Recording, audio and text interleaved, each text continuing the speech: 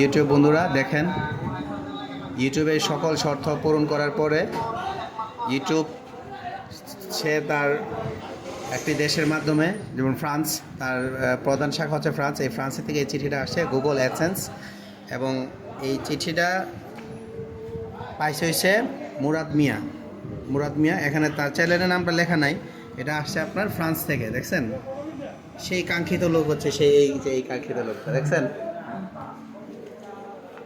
Guys, আমি ইউটিউবের যতগুলো শর্ত আছে এই শর্তগুলো মেনে কাজ করছি। তারা আমার মোটিভেশন দিছে, তারপর তারা একটা অ্যাড্রেস দিছে, অ্যাড্রেস আমি পূরণ করছি।